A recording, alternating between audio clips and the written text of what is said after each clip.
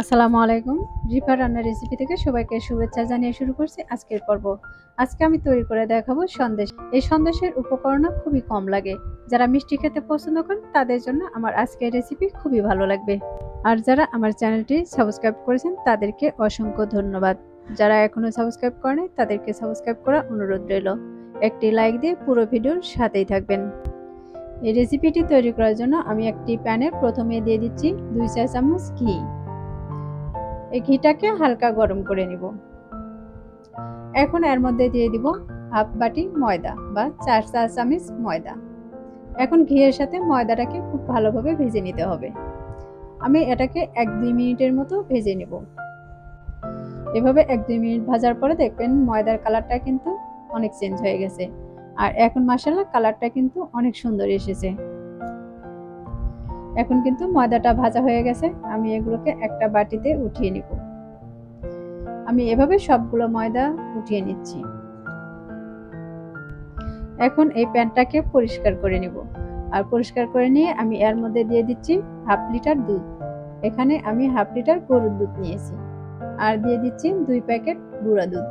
এই গুঁড়া দুধটা দিলে কিন্তু সন্দেশটা খেতে খুবই ভালো লাগবে। আমি এই গুঁড়া দুধটাকে দুধের সাথে মিশিয়ে নিব। আর দুধটাকে খুব গরম করে নিব না, হালকা কুসুম গরম দুধের সাথে দুধটাকে মিশিয়ে নিতে হবে। আবার ঠান্ডা দুধেও মিশাতে যাবেন না। আমি এভাবে মিশিয়ে নিয়েছি। এখন এর মধ্যে দিয়ে দিচ্ছি 4 চা চামচ চিনি।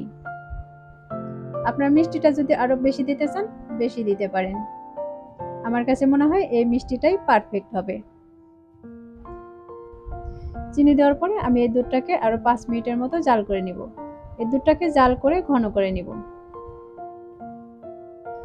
আমি এভাবে দুধটাকে ভালো করে জাল করে নিয়েছি।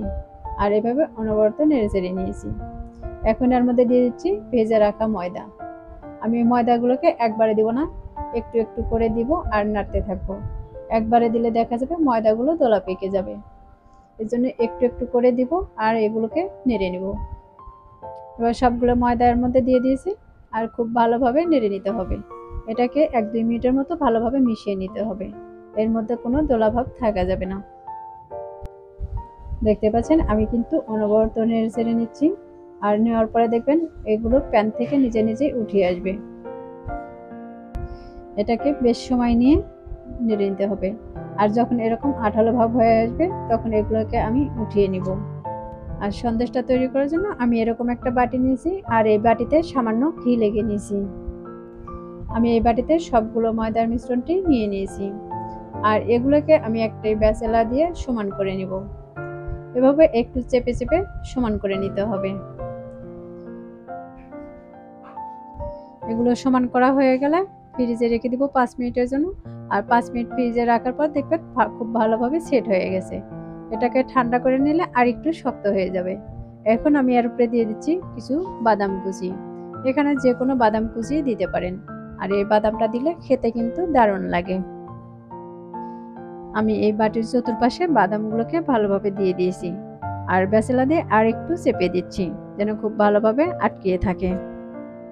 এভাবে সমান করে নেওয়া হয়ে গেলে এটাকে আমি ফ্রিজে রেখে দিব। ফ্রিজে রেখে দিলে আর একটু ঠান্ডা হবে আর ঠান্ডা হলে এর একটু শক্ত হয়ে যাবে। এখন আমি ফ্রিজ থেকে বের করে নিয়েছি আর দেখিয়ে দিচ্ছি কতটা সেট হয়েছে। তাহলে দেখতেই পাচ্ছেন এই সন্দেশগুলো কিন্তু অনেকটা সেট হয়ে গেছে।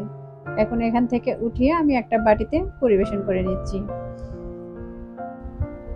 এখন একটা চাকু দিয়ে আমি এভাবে কেটে নেব। আর এটাকে ছোট ছোট করে পিস করে নেব। ছোট ছোট করে পিস করে নিলে খেতেও ভালো লাগবে। আমি এভাবে সবগুলোকে কেটে নিয়েছি। আর দেখতেই পাচ্ছেন সন্দেশটা কিন্তু মাশাআল্লাহ অনেক সুন্দর হয়েছে। দেখতে খুবই লোভনীয় হয়েছে। এটা যে কারো দেখলেই খেতে মন চাইবে। আমার আজকের রেসিপি যদি আপনাদের কাছে ভালো লাগে থাকে ভিডিওতে একটি লাইক দিয়ে দিবেন। আর কমেন্ট করে জানাবেন আমার রেসিপিগুলো আপনাদের কাছে কেমন লেগেছে। আর যারা আমার চ্যানেলটি এখনো সাবস্ক্রাইব করেনি তাদেরকে সাবস্ক্রাইব করার অনুরোধ রইল। একটি লাইক দিয়ে ভিডিওটি শেয়ার করে দিবেন। এখন আমি একটাকে ভেঙে দেখিয়ে দিচ্ছি ভিতরটা কেমন হয়েছে। এই পর্যায়ে দেখতে পাচ্ছেন ভিতরটা কিন্তু অনেক সুন্দর হয়েছে। আর এটা খেতে কিন্তু অসম্ভব মজা লাগে। তাহলে আজকের মতো এখানেই বিদায় নিচ্ছি। সবাই ভালো থাকবেন, সুস্থ থাকবেন। আল্লাহ হাফেজ।